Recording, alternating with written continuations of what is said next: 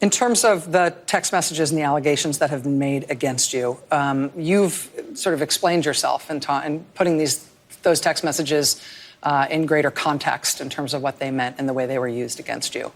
Can you explain to us tonight what was meant by, for example, the insurance policy text message? So this is you and Peter Strzok texting about the prospect that President Trump is going to be elected, the unlikely prospect. Right. I mean, it's an analogy. First of all, it's not my text, so I'm sort of interpreting what I believe he meant back 3 years ago.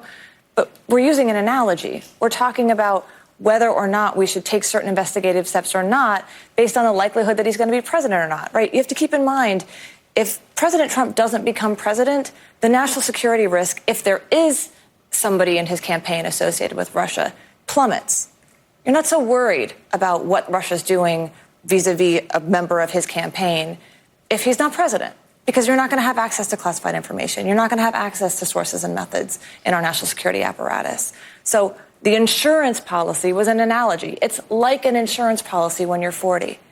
You don't expect to die when you're 40, yet you still have an insurance policy. So don't just hope that he's not going to be elected and therefore not press forward with the investigation hoping, but rather press forward with the investigation just in case he does get in there. Exactly.